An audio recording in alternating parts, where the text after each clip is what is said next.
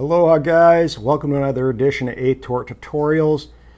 Today I am not going to do a video about how to cook jasmine rice. I am going to do a kind of somber video about why, after only a few days of doing a tutorial on how to use this safely and properly, somehow I got water in this thing while I was doing some sample footage for some new video before I was going to go for a big lake swim in Lake Michigan. And if anyone deals with electronics, they know a bag of rice isn't a good thing. So my Osmo Pocket, which is in this dumb bag of rice, now is dead and fried. And all because this thing failed on me. And yes, I do know what I'm doing, or at least I know how to look at an O-ring gasket. And I did take this thing and test it.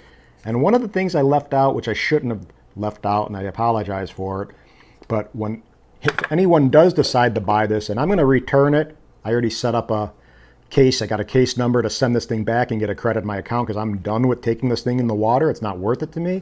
But if you do decide to buy this, whether it's, the Osmo Pocket Waterproof Case from DJI or GoPro or whatever it is, an underwater housing, anything that goes in the water with electronics or camera, do a dry test run. Take this thing out into the water, submerge it, go for a swim.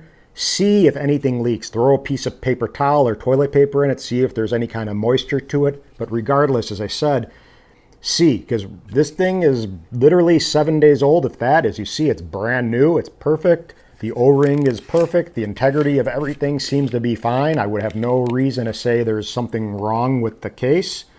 And somehow water got into it and, flooded my housing. Not that horribly, but enough to get into the memory card slot, enough to get in the little USB-C slot, and now it won't turn on and it's dead. And the footage that I got, even though it was a swimming pool, wasn't even that great and was out of focus. And to me, this is meant to be on land and dry. If you're gonna go ahead and bring something like this, $350 camera into the water, be prepared for something to happen. You gotta always be aware that, it's like motorcycle racing. They'd always say it's not a matter of if you're going to crash, it's when you're going to crash. The same kind of thing. I mean, everyone who's been in the water game has lost a housing or a camera to getting water, under the, coming into the case.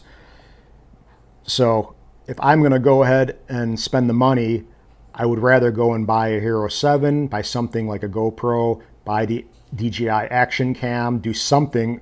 But to me, the amount of frustration that now I have to go through too. I talked to DJI support.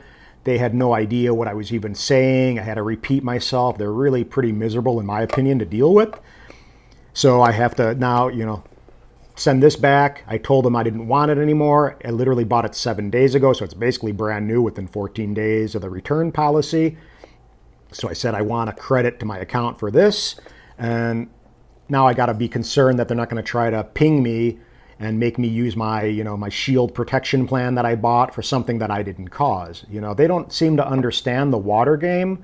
And that's another thing that everyone should be, really conscious and mindful about too. Because if you buy this, you're not just buying an accessory anymore. You're buying an accessory that if it fails, you're going to now kill your camera. Almost guarantee this thing's going to fail like it did. Because I didn't have that much water in my case. It wasn't flooded to where it was filled up.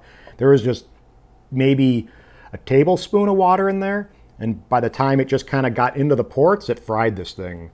So again, it's not like you have a little, case or stick or something to put this on that if it breaks, and this is going to still be fine. Now I have to go through DJI and see what they're going to do to get a new camera out to me. So I'm down and out without something that I use for a living for partially what I do. So kind of bummed out. I don't think the risk over the reward is worth it. I would definitely say stay clear of this. That's me. But if you do decide to buy it, no judgment, do what you like. That's cool. Just make sure you test it out and do a dry run without your camera in it. And I'd maybe even do a few of them because, as I said, I did that and I had no issues for about 3 times. And then for some reason, I don't know what it did, because what's really strange about it too, if I put this into the case, so I'm going to put this into the case, like even if it wasn't in the correct way, it shouldn't matter. The camera is not going to be blocking, this from being sealed properly.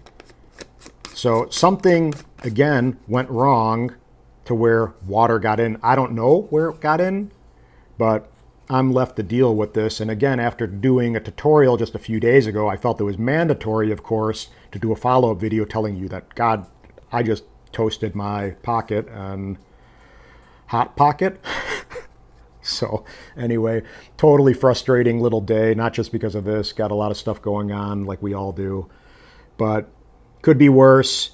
A live and learn experience. I'm hoping by sharing this with you, others can prevent this frustration. So I'm trying to make a positive out of it, doing my best. So I hope you guys do get something out of it.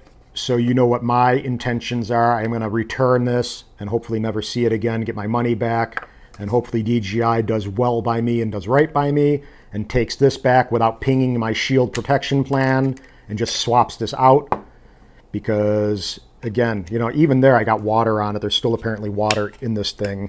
As you see on my hand, it's wet. So again, something happened to where water got in. I don't know how or why, but again, like other accessories, this thing has a different set of consequences, because if it does break or it does go faulty, you're going to kill your $350 camera, which really sucks. So with that being said, guys, thank you for the support. Leave some comments and feedback if you like.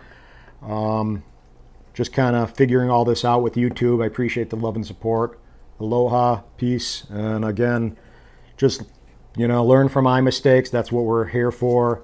If I have something that goes wrong, I'm hoping it will prevent others from getting in the same situation, because it is frustrating. It is a lot of energy wasted, you know, hours on the phone dealing with support, sending stuff back with UPS and waiting weeks to get the replacement and get it back up and running. So again, thanks guys. Double shaka. Aloha.